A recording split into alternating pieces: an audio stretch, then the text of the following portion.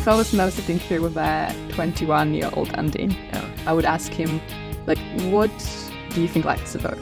Yeah. And 21-year-old probably would have said, well, starting businesses and like meeting a nice partner and but first businesses. But now I'm no longer rudderless in the sense that I feel like I have this purpose, which is quite pompous, but don't really care. I feel that. It's a somewhat poisoned chalice because it is exciting and fulfilling to have a purpose. But I'm booking my first company therapy session because I'm too obsessed with it. So it's definitely not all roses and sunshine. Or to take away what you achieve just because you're privileged, right? Yes, definitely. But like everything? Thank you so much for joining me. It's great to have you on the radar myself. Thanks a lot for having me. I will start by telling you a short story. It's a story of a few young people who earlier this year in February went out in the streets wearing all black clothes. They were looking very dramatic because it was a very dramatic scene. They were carrying a coffin because it was a funeral. And it was actually a funeral of a bacon. And the reason I'm bringing this story is because the guy who was about to give a speech on that funeral, he loves pranks like this. And beneath this like very serious situation, there was this whole prank. But maybe not everyone knows that beneath this prank layer, there is also another layer, which hasn't always been there, which is their layer of really deep mission. And while at the surface, as you started the company, there was just a business opportunity. And now the pranks are still there on the surface, but beneath there's something much more. There is this real drive to change the way animals live. And they want to better understand what happened between time when you started this because you saw that it's an opportunity, it's a gap in the market, to where you're at now, which is actually like such a real commitment to the mission, which is currently much greater than the business itself. Yeah, so you're right. There has been a very unexpected and very profound change in my own motivations. And I'm now at the point where I've gone from having a meat-based restaurant business, which we ended up selling in 2016, to now, fast forward to 2023, I'm kind of annoyingly obsessed with trying to diminish the cruelty that is imposed on animals in all different ways in the food system and even outside the food system. To the extent where we have this kind of therapy service at work, which the team make good use of, called Spill. It's like a workplace benefit for the team. And everyone gets unlimited therapy sessions through this, I think. And I booked my first ever session, which is, I think, happening tomorrow. And the reason I booked it is because I keep finding myself getting distracted in my day by kind of just like getting wound up, because animal cruelty is kind of indirectly everywhere. So it's like everyone's lunch that you see, it's in, almost every aisle of the supermarket that you go. It's in every, leather chair or fashion item. It's just like everywhere. And so it's almost like you can become in a state of kind of almost like madness when you're walking around. It's like getting annoyed by every raindrop when it rains. Like so annoying. So I'm going to talk to whoever our therapist is and discuss with them about how I can compartmentalize so that I can be effective and undistracted. Right. It's such an important issue, I think, for any change maker across any field, right? Like you want to you get so much sort of negative energy because of the suffering you see, and you really want to like use it for action and not for like getting yourself down. But it's like sometimes so hard, right? Yeah, it's a funny one because it's sort of a dysfunctional mindset, really, to be affected by very, very everyday, very normalized things. So I think I should hopefully get on top of it quite quickly. It's not necessarily a severe problem for me, but it is inconvenient, let's say.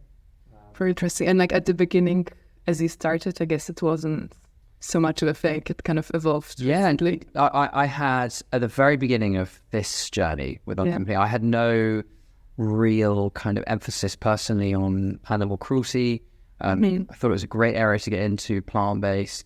we really wanted to get, Pete and I both wanted to get into a sustainable kind of job, if you like. We wanted our next business to be sustainability focused because we wanted to have constructive careers, like objectively constructive careers. And by constructive, you mean? Socially or environmentally. Right. So just more like a logical call, right? Like less with heart and more with like, I want my career to be doing something. I think a bit of heart. I think a general kind of moral compass guiding us towards our vocations, making the world a better place rather than a worse place. That's all. Just quite simple, kind of basic moral maths. Right. So you entered with this mindset with your co-founder. Yeah. And what happened between that now? You're saying this is actually almost like requiring the therapy to be able to use this energy in a positive way rather than like getting depressed. It was a kind of, or probably a bit of a snowball over the years. The first thing I can remember happening to set me off on that path was a girl I was dating that way back, must have been, I don't know, 15. She showed me a video on her phone of these sweet yellow fluffy chicks, and they were on a conveyor belt on this video. And I don't think at the time I knew what was coming. She's like, look at this. And there were these chicks, and they were quite densely packed onto this conveyor belt. And they were sort of cheeping, looking for, can only presume, looking for their mum. And they'd just been hatched the day earlier. And the conveyor belt, camera panned, and the conveyor belt was just feeding into a grinder. And these chicks were just all, by the 100 every minute or whatever, but were falling into this grinder and being ground up alive. They were sort of, it was very quick process, but there were like parts of chick flying all over the frame.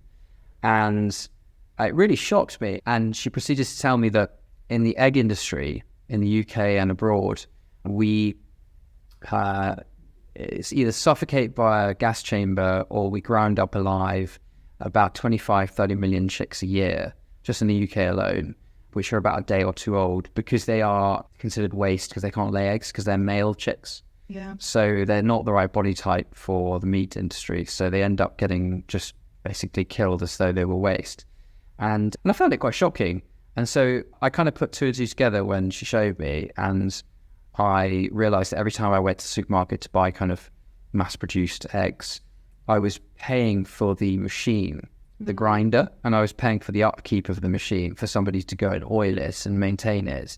And I was paying for a replacement machine when it got old. And I very quickly determined that I didn't want to sponsor that kind of behavior. And because to me, if you look into a dog's eyes, it could easily be a chicken's eyes, or it could be a cow's eyes, and it's all the same. I don't have this big sort of species distinction that's a lot of people have, where a sort of, typically domesticated animal like a dog or a cat is like sacred. Yeah. And somehow their suffering is like much more valuable than the suffering. And we can be so critical of other cultures approaching this differently. Well, we approach other animals like with so much cruelty. Yeah, completely mad, basically. It's I think technically known as speciesism, which is, along similar lines to sexism or racism, right? It's like unjustifiably favoring one type of thing versus another type. It's hard, right? Because like when I think about it, it's like, okay, you have a dog, a cow, and a chicken, and then you have a mouse, and then you have an ant, right? Yeah. And then you have an insect, and then like at the end of the day, you might accidentally kill a fly, and you're not gonna be as upset as you would, if you kill the dog. Yeah. So it's like hard to. Is there a line? How do you think of that? I think we're getting into the realm of animal ethics, but I think there are two things on that. The first one is, as long as we're all doing our best to not cause suffering, I think that's good. So if you accidentally kill a fly, or even you accidentally kill a dog and you didn't mean to, but you're trying throughout your day-to-day life to not impose any suffering on people or animals, I think that's a really good spot. Right. And the second thing is, when you're trying to determine a sort of hierarchy of animals when it comes to suffering, for me, it probably comes down to sentience. So the ability to think and feel and be conscious. And so the line probably is at things like, what are they called, oysters, mussels. Those kind of things don't have sentience. So I think if you're killing something that can't think, feel, or have any sensation of pain, then I don't really have a problem with that personally. You may as well be killing a tree. No, I like this way of thinking, and that makes a lot of sense. But you really will drive yourself mad if to think too much about the like unintended, accidental things that you might be sponsoring, right? So when you buy a pack of cabbage, you might be responsible for killing dozens of insects, maybe hundreds of insects because of the pesticides that we used. And you're going to drive yourself mad. You'll be rocking back and forth in a room, and certainly I wouldn't do that. But as long as we're all doing our best. But going back to your question, I was showing this video. I determined then I wasn't going to have eggs from the supermarket ever again. And then I thought, I went all happy with myself. At the time, I was obviously a meat eater and, just a normal consumer of all the things, dairy, meat. And when after that determination, thought, well, isn't that noble that I'm not going to have supermarket eggs because I've seen this video? It didn't take very long for me to realize that there might be some other moral gremlins behind all of the foods and drinks that I've been enjoying. Yeah. So then I started to look further into, where does my cow's milk come from? Not just a cow, but how is it produced? How are the animals treated in that food system? And then over a period of kind of months, it became unavoidably clear to me that it was just like terribly cruel, all these different foodstuffs. And it's not that necessarily it's grotesquely cruel in on itself of having meat. I think it is, but one could argue it isn't in certain circumstances. Like some tribe out there, in the developing world that is subsistence farming. There are complicated moral arguments that one could summon up to justify, right? But industrialized, mechanized farming, which is new factory farming, essentially, I think that is undeniably kind of indefensible when it comes to kind of, the ethical concerns. I think it's pretty terrible. Yeah, no, absolutely. Just like in that frame and taking a step back, if you were to say at like a high level, what in your life is greater than you? What vision of the future would you like to commit and are already committing your life to? Like, what would you like to see, when you're like 80, looking back at, what you created, who you became, right? Yeah, so I would love to see a world in which animal suffering is treated as important as the suffering of all other species, so humans or dogs or cats, and perhaps not humans because there are various arguments around that. But I would love to see a world where animals are no longer treated as objects or products or things to be exploited by us in any which way just because we can. And I think that I'd love to see a world where favouring certain species hugely over other species, that dynamic is no longer present. And I'm sort of describing a vegan world, and I don't really use the V word that much because I think it's not that relatable to a lot of people. But that is definitely the sort of world I would like to see. And the second part of your question, I'd love, I think you asked about what would I like to have contributed. I'd love, it's funny, like I'm starting a charity at the moment, which is called A Bit Weird. And it will be focused on animal cruelty issues. Firstly, quite specific ones. Funny enough, the egg industry one is going to be my first target. And then I'm going to go into lots of other things in a broader sense. And I would say I'm hugely ambitious with the charity. I am ferociously ambitious with it. And I'm going to try and take everything I've learned from marketing and selling vegan stuff to non-vegans at this business and employ it use that similar playbook in a charity, basically, to try and be more relatable and to try and get consensus from people who previously have been quite alienated perhaps by animal welfare messaging. So I'm going to try and be as savvy and as relatable and as funny and as fun as possible about marketing messaging around animal welfare. Yeah, you're like so well positioned to go for that, especially, the brand you already established and the amazing, like exceptional marketing culture you've developed. I love how much passion I hear from you now. And I think what is really stands out to me is that it wasn't initially your driver, but it became in such a short period of time, which I think somewhat can be even more valuable. This shift can be so powerful. So actually I would love to understand better, where you came from.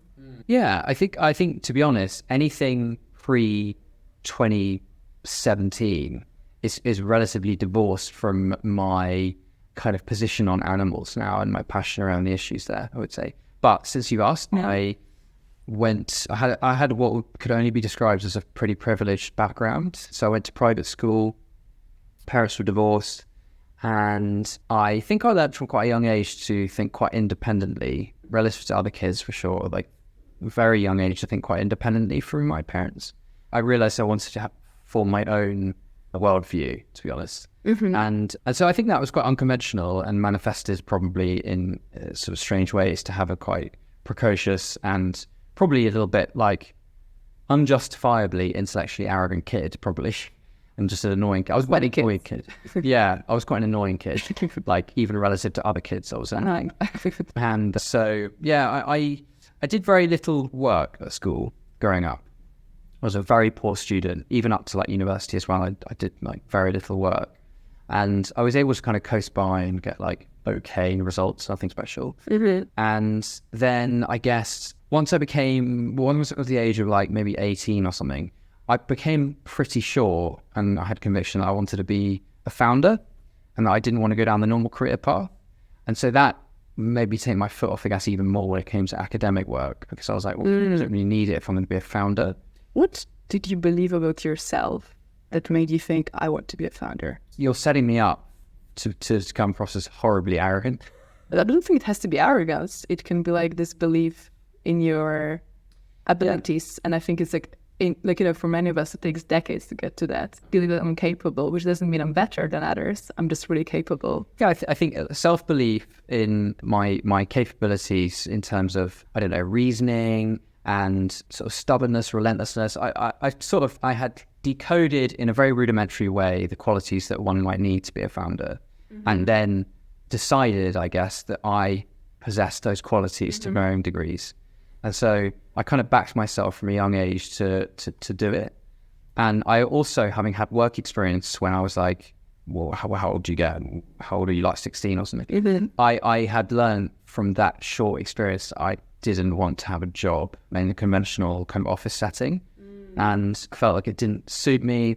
And I felt like I would do everything I could and work as hard as I can in the future to be a founder rather than have a kind of conventional office career. And so, yeah, I guess that's how I landed on being a founder. I wanted to create stuff. Yeah, but I think it's so impressive to like, at such an early age, be willing to like just bet on yourself and like really go for what you want to create. Do you know what? It isn't. And it really isn't, not in my case, because the privileged upbringing, and I do get people being quite kind about my like career progress or whatever, and just like you have been. And basically, the reason for that self-belief when I was a kid is not merit-based.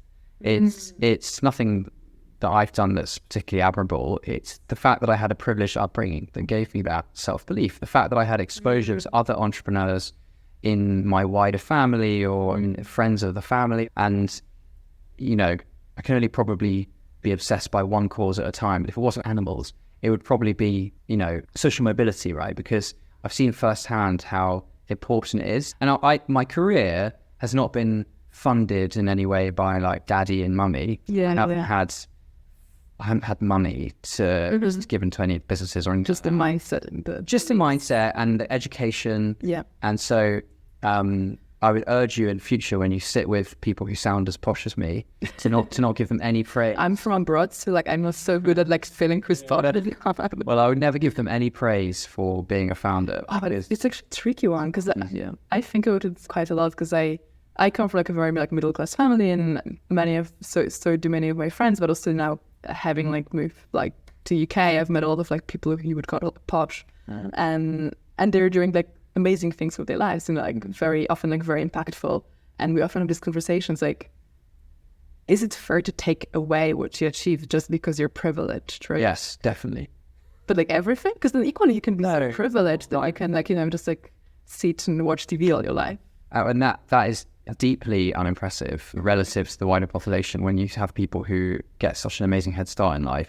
My view personally is that my career and trying as hard as I could with the hand I was dealt is kind of obligation, to be honest, because it's a fairly shameful waste of an amazing head start in life.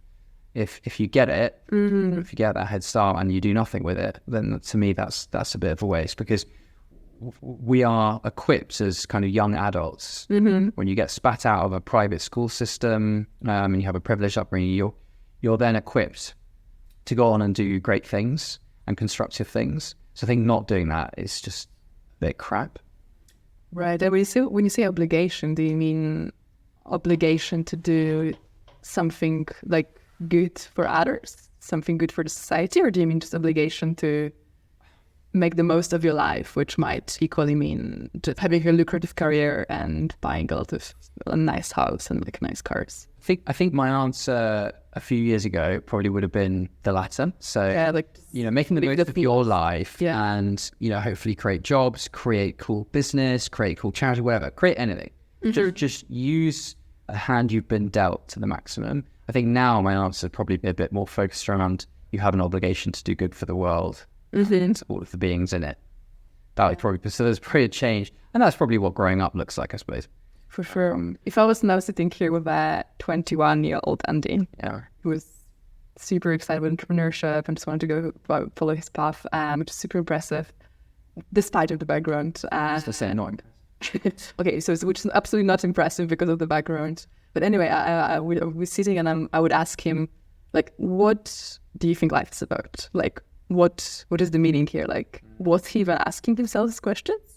No, I think you'd have got a really rubbish answer. Honestly, I think that what would I have said? I don't even know, by the way, what I would say now. But what I would have said then is probably that life's about. I probably would have talked about fulfillment actually. So I probably would have said that life is a chance to make yourself and those that you care about as fulfilled as possible, and whatever shape that takes is fair game, as long as it's obviously not, terribly evil or detrimental to the world. You've got your sort of hierarchy of needs, right? And clearly, like being healthy and having a roof over your head is like down there at the very base of what you need. But then as you go up the kind of pyramid and hierarchy of needs is quite quickly, I think you get to fulfillment. And obviously not just in work, but in your personal life, being fulfilled. Yeah, and I think fulfilled is it's such a difficult word because it's like it can mean so many different things. And I guess you mentioned that's something you would say some time ago. Now you mentioned you still kind of like not sure what answer would you give. Would it still be fulfilled, but like just something different would be hiding behind this fulfilled? I think what's changed is what I suspect will fulfill me. I think that's changed a lot. I think 21-year-old me would have probably, if you'd have asked that follow-up question, what will fulfill you then? Yeah. And 21-year-old probably would have said, well, starting businesses and like, meeting a nice partner but first businesses and, just like kind of nothing-y stuff that some 21-year-olds might give you. But now I have a different sense of what will fulfill me. And I think what will fulfill me as we stand today probably is making a really big difference with a cause I really, really care about. And for me, like a lot of fulfillment, I think, is derived from making the most of whatever opportunity you have to achieve and make a difference and win. And they're all separate things though, so that is not right. But I, rightly or wrongly, believe that I'm well positioned to make a big difference with the cause that I care most about, which is animal suffering. And so to me, fulfillment looks like going off in the next several years and just raising hell and changing the system through whichever means are necessary. And then I feel I'll be quite fulfilled by that. If I'm on my deathbed, I look back and I've made a huge difference to the quality of life of millions or even billions of animals, I will be absolutely ecstatic and fulfilled. Are you fulfilled now? No, I don't think so. Not really. Obviously, it's not a binary question. I can't give you yes or no. So it varies, and there's a kind of, it's always like an equalizer, like seeing the sound people in TV. There's all the and some of those are quite low, and some of them are higher. And I recently met someone a few months ago that I really enjoy getting to know, sort of romantic side. And then there's work where that goes up and down, and really excited about charity, really excited obviously about this, because we're kind of bucking the trend in plant-based. I'm really excited with this. Like, Thanks. we guys really, changing the systems. Thanks a lot. How has your relationship with yourself changed as your definition of fulfilled shifted? Yeah, I think you've kind of hit the nail on the head with the question in a way. Like when I was 21, it was more of an instinctive journey. I would instinctively want to win and make sales calls and make my little tiny business a bit bigger. And I was kind of, foaming at the mouth with ambition, but quite rudderless. And it was quite an instinctive kind of sensation. So the instinct to try and succeed without much of a strategy or profound reason behind it or anything like that. And I think now, how old am I? 36.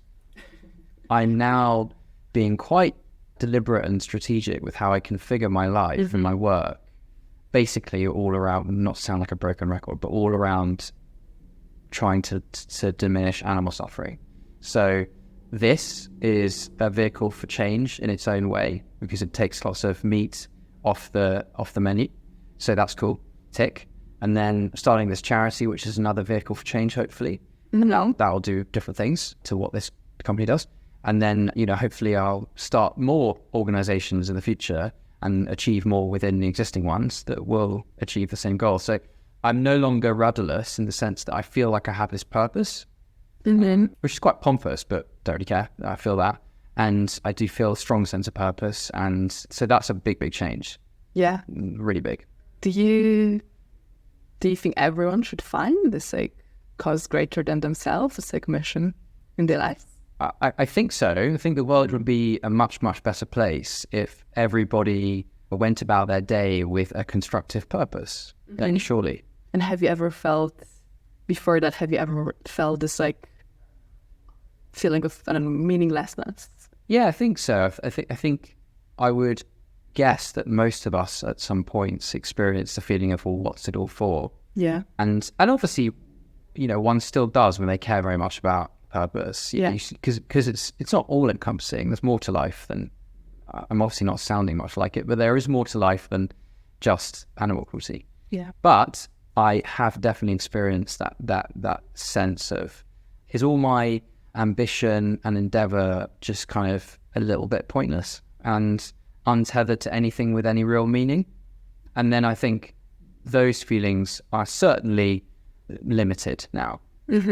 Now that I've kind of grown into this kind of, obsession with a purpose. What advice would you give someone who maybe listens to that and thinks it sounds so cool to be so passionate about something, have this purpose, and if it's thinking, I wish I had that, I really want to find some cause that it would be bigger than me, but doesn't really know how to go about it? Well, first thing I'd say is it's a somewhat poisoned chalice, because it is exciting and fulfilling to have a purpose. But as I mentioned earlier, I'm booking my first company therapy session because I'm too obsessed with it. So it's definitely not all roses and sunshine, being very, very passionate about a cause. But advice, I'd find it difficult to give advice on that front, and I'm not sure I'm particularly qualified to do so, because it was almost accidental that I kind of stumbled upon this. I think one also has to be innately kind of morally quite sort of tuned in and aware, right? Like, what I mean by that is, unfortunately, that there are quite a lot of people in the wider world who don't care about anything particularly, apart from themselves. And hopefully that doesn't sound too judgmental, but I think it is a fact of life that lots of people aren't benevolent and would prefer, fair enough, their choice, not judging anyone, and I was part of this collective to some degree as well. They would prefer to further their own goals, perhaps their family's goals, and that's them, and they don't need a cause to feel fulfilled. And I think that's probably the majority of the population. But if you're talking about someone that specifically is really dying to go and find a cause that they want to get passionate about, then advice I would give, probably the reason why initially the animal cause leapt out at me is because I think there's a sort of basic sort of matrix of like size of problem and severity of kind of injustice. And for me, the animal welfare sort of cause is quite a big tick on both of those. It's an enormous magnitude, and the severity of suffering within that magnitude is also huge. So my personal view on that particular cause is that it will be judged by history in the future as probably one of the darkest sort of phases of human existence, I think, factory farming. And so that's why I feel satisfied about caring loads about it, because it hits those criteria for me. So maybe my advice to somebody else would be, find your criterion. Is it that you obviously find what factors you care about, not necessarily what cause. Do you care about global warming ending the world? And if so, which current injustice or malpractice or whatever is contributing the most to that particular thing? Or is it that you really care about homelessness? And if so, what's the biggest contributor to homelessness that you could try and work to eradicate or whatever?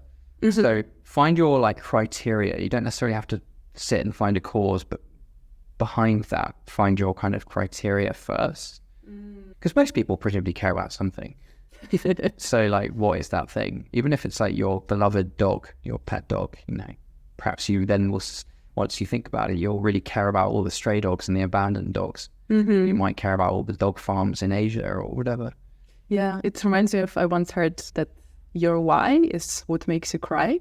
And I found it is myself somewhat like aligned with that. There's almost like an infinity of causes we could care about, right? Yeah. It's like suffering is, spread across so many species and people and nature. And if there are some things where I hear about them and see them, it literally just like something's triggered in me. And I think I personally try to like identify those and be aware of those and be like, okay, if I have this energy within me after hearing that, I can probably do so much with this energy for good. If I don't have that, there are some causes that I like logically can think are important, but maybe I don't like resonate that well with. Well, without wanting to make you cry, what are those things? What are your whys? I think for me it was always people in emerging economies. Like as a child, I traveled a bit to like poor countries, and there was always the question like, why, even though I didn't come from privileged background, like why I have those things, like why I have like safe or a home where someone else doesn't. And I think that for me was like something that really triggered this journey of like looking for something greater in myself like a decade ago, because I was like, I just really want to use my life to like give equal opportunities. And that's really evolved from like international development to now actually being more on the climate side, because I started saying that I think climate is somewhat the main factor in affecting with people. Yeah, that's awesome. I'm glad you didn't cry. I would have felt really bad. Not now, but like definitely there were like moments in the past where I felt quite emotional. Yeah. Do you ever, we're talking about like judging and things, how do you feel about judging people who act immorally? Or I guess in your case would be like in terms of animals. Do you judge or do you try not to judge? I think we all judge. I do judge. I also have to be super mindful of the fact that I ran a meat business and I'm not some holier than thou saint. So, a degree of self-awareness is necessary when, thinking about who to judge. But I guess when I feel somebody has been presented with a really, really clear breakdown of what the cruel practices are that go on, that they sponsor and that go behind their food or their fashion or whatever, and they've seen videos and they've seen everything they need to see, and then they still choose to ignore it, which sadly is probably the majority of the population. I think that does make me a bit judgmental. Right, it also comes to the fact that what information you have. Yeah. And what context you're in. Yeah, in my case, the transition from not caring to caring happened when I was exposed to information about what my buying decisions lead to in terms of cruelty. So, but then you might say quite fairly, well, there are certain aspects of my lifestyle where I'm well aware of a detrimental impact to the world, but I do them anyway, like go on holiday and take a plane or, drive a car or whatever it is. So it is difficult, and I do probably judge too much. And I think that it's probably important that hopefully this is what my therapy man will say tomorrow. It's probably quite important. I can look at his downloads from now.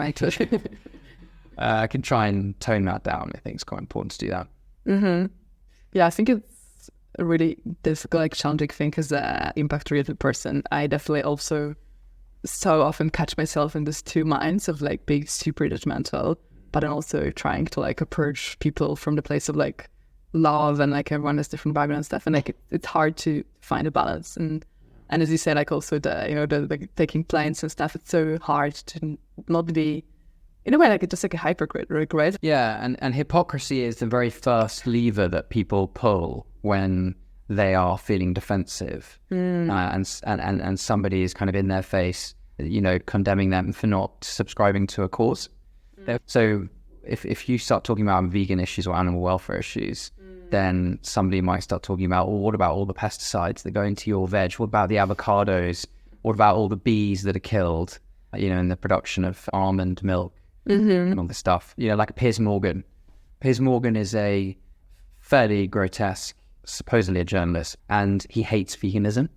So he basically has this YouTube show where he gets various people on his show to discuss veganism, and sometimes he gets his crew to bring him a steak when they're talking, so he'll have his steaks. He's kind of provocateur, and he gets views, and that's how he makes a living.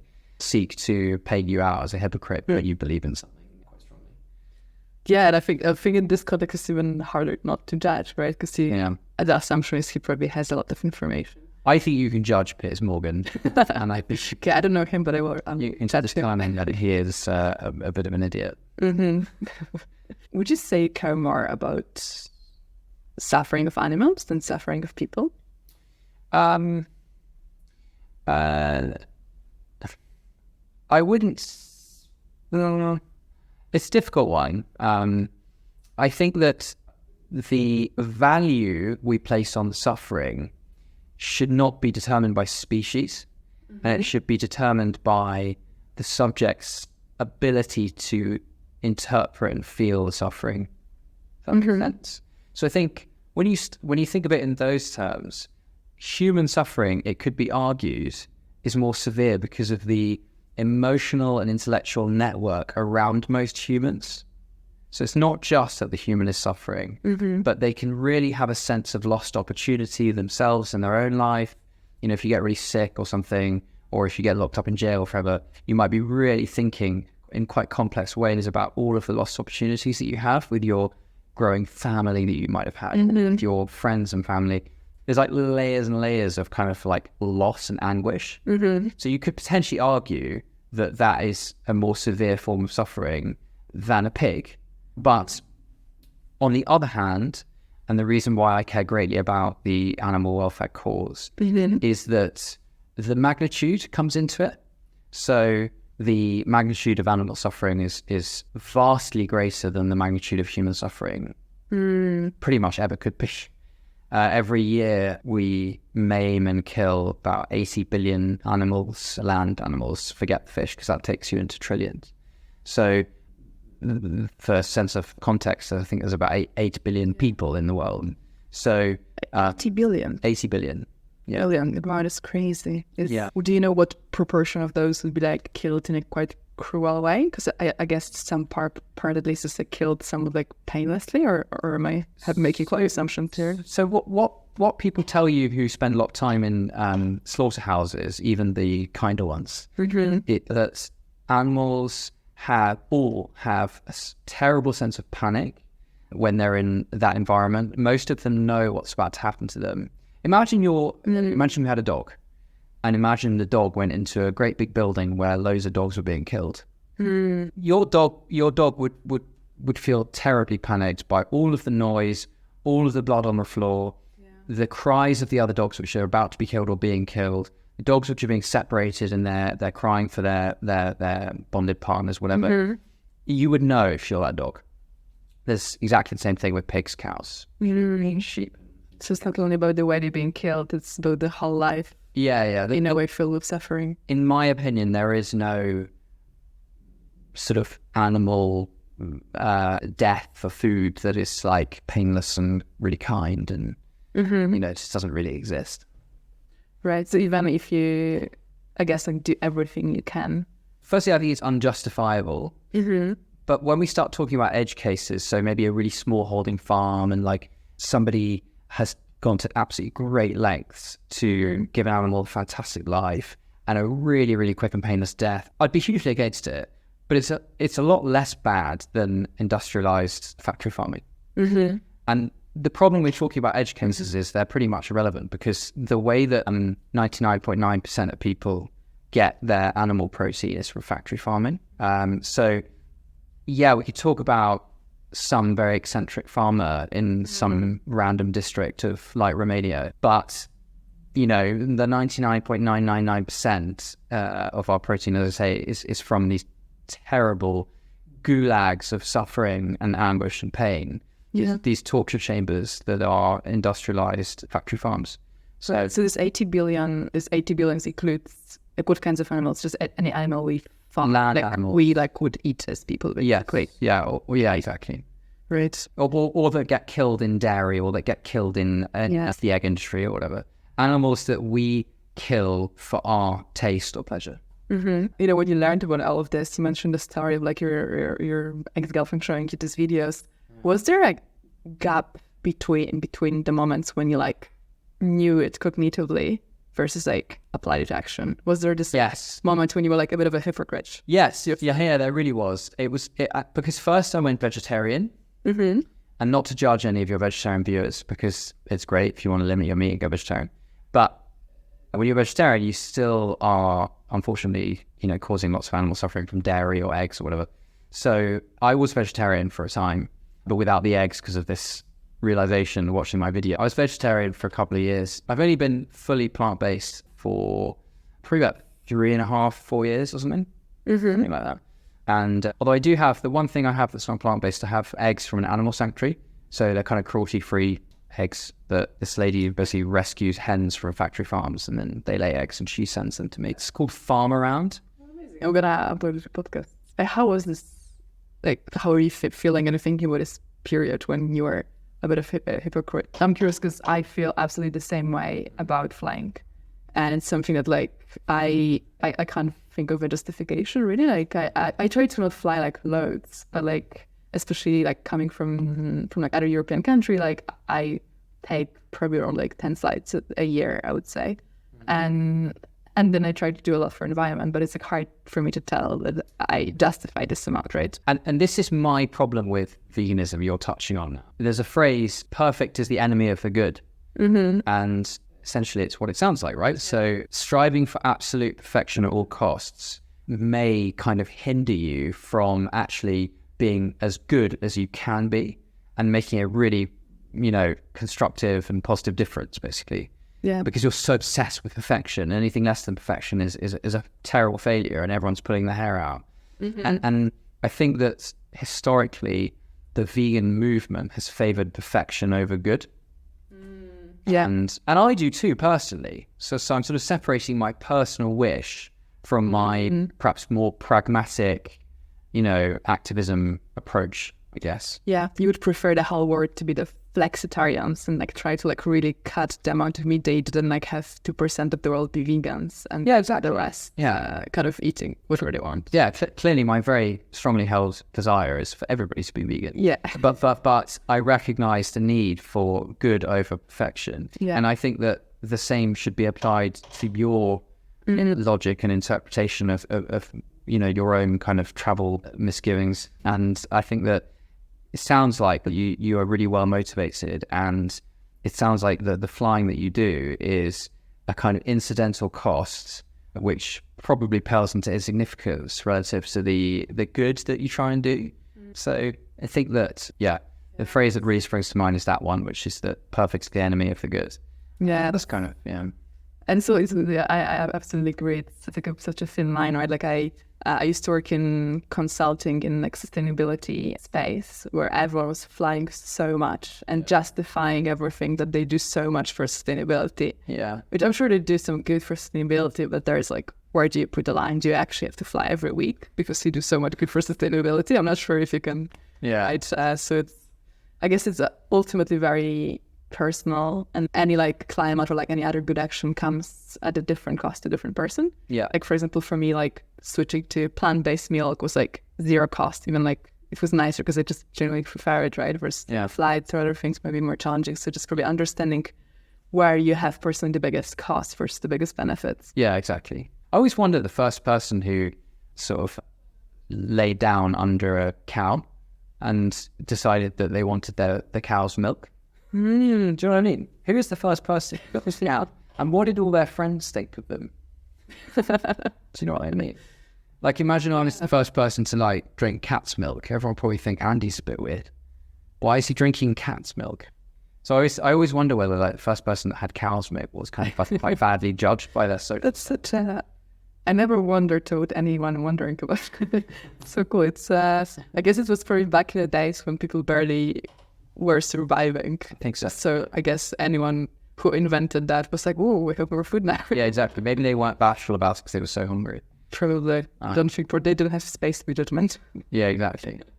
Your brand is, as you're saying, you're not trying to sell meat to more vegans because this is doesn't really increase the market. It just like shifts between players. You're really trying to address meat eaters and encourage them to, if not fully shift, at least like partly change the diet preferences. Yeah. What would you like every meat eater to understand? If there's one message, I think that the compromise that you as a meat eater, wherever you are, would have to endure is hopefully, I think, a lot less than you might perceive it to be right now in trying products from our brand. So I think that a lot of meat eaters hold probably quite negative preconceptions about plant-based meat alternatives, probably because they or their friends or family have tried maybe first-generation products or products even out there on the market today that don't really hit the mark in terms of quality. Mm-hmm. And it's kind of put them off and repelled them from the whole category. Mm. But we are becoming at this a real flag bearer for quality. And I think people back us when we launch a new product. People get excited and back us to deliver on quality. Mm-hmm. And why I keep going on about quality is that if you're a meat eater and you have a plant-based sausage, what quality looks like is that you don't really notice that you're having plant-based versus pork, as well as obviously health credentials and other things that support quality. But that's probably our guiding star, is that people don't really notice the difference. Mm-hmm. And that's why we're kind of positioned ourselves as the plant-based brand for meat lovers. Mm-hmm. Because meat lovers have a really high bar when it comes to product quality. And so that's what we try and deliver, basically. Right. So you would want them to understand that it can be like really so similar that like you don't even notice the difference. And I guess a lot of work that you do is like part of this like technically developing like excellent product, but part of this is also like psychological, right? Because like being or not being meat eater is like such a big identity shift. So like kind of addressing that comes with its own challenges. Well, yeah, but remember what you said earlier about how we're not necessarily trying to make everyone into vegans. Yes. You know, so you don't necessarily need to alter your identity and your perception of self. Mm-hmm. We just want meat eaters to try our products, basically. Because what we see in the data, we buy a lot of data at this in terms of consumer data, checkout data from supermarket schemes and stuff. So we're quite like knowledgeable about what happens when people buy our products and what doesn't happen. And what we see is that the repeat rate is really high. So when meat eaters buy our products, a very great number of them, around half, tend to repurchase again within 12 months. That's fascinating. So the challenge is kind of like getting into the door. Yeah, exactly. Just try, everything we do from a marketing perspective is basically like just driving consideration and driving trial. Right. Because once we get them in the net, they kind of enjoy it and most of them stay. That's super cool. Would you say is the most interesting insight to get from your analytics? The most surprising I found was a second biggest shopper group of like, I think 5 or 6 groups when you segment the population. Mm-hmm. Most surprising for me was that our second biggest after pre-family is empty nesters. So people who essentially are perhaps approaching retirement and whose kids, if they have them, have kind of fled the nest. And so those people just love this. Wow. It's really interesting because I would have always kind of correlated it to kind of affluence and age as in age the other way. Maybe a super like personal hypothesis I would have for that, which I think happened in my family, is I stopped eating meat at university. Yeah. Also because of, I think university influence, and especially in the UK. And then whenever I go back home, my mom just like stopped cooking meat for me, right? Because I just don't eat it. And like this kind of made her realize that like she doesn't need it that much either. Yeah. So maybe that's, I don't know, maybe that's something that happens with those free nesters. The kids are young adults who are part of society, is actually quite aware of what's happening. And maybe it's like bringing a bit of this like, Yeah, I subscribe to that hypothesis. I think that's fair. And also quite a dreamy kind of scenario, right? If you multiply that by the millions, then quite fun, quite cool that lots of people in older generations are being converted by their family. Yeah, like my dad recently sent me this, and I went my dad speaks on the radio. He sent me this like episode he made. He was like, "Look, I talked about like some green energy or something," and he was just so proud because like it took me so much time with him to like explain why climate change is important. Yeah, and I think like after a few years he just like got it, and now he like talks about it, and like now he's like, "Oh, this uneducated people who don't get it." That's super sweet. That's really, really heartwarming. My dad couldn't care less about animal welfare. So how does he feel like about your job? So my job, remember, is not completely linked to animal welfare, but it's more my charity side of things. But my dad, I think my dad is proud of stuff I do, but just not because of animal welfare. And I think it's just that instinctive parental pride that lots of parents have.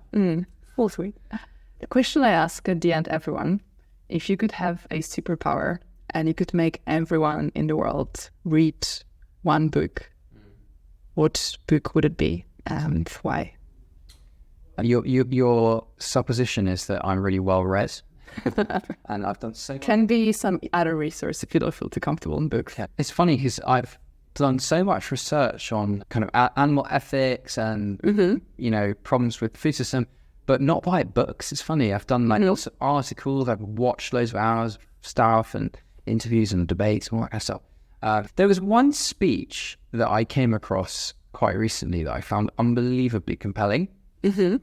So Philip Wallen, "Animals Should Be Off the Menu" debate. It's got about 1 million views on YouTube. And I have no idea who this bloke is. He could be like some very famous, I don't know, businessman, or he could be some philosopher. No. But I came across a speech that he did, and it was very moving, very relatable, extremely eloquent and well written, and basically he's clearly participating in a sort of organised debate. He's an older gentleman, so he's probably in his 70s, and he comes across as somebody who you wouldn't necessarily assume upon first meeting him that he's a vegan. And I think that immediately makes probably non-vegans a bit more interested in listening. Yeah, and a bit more relatable. Yeah, I don't think I'll do it justice describing it to you, but it's a very, very moving, balanced, compelling speech about why what we do in our food system and this quite new phenomenon of factory farming is quite so terrible. He articulates it in a way that I could never be so clear and compelling, I think.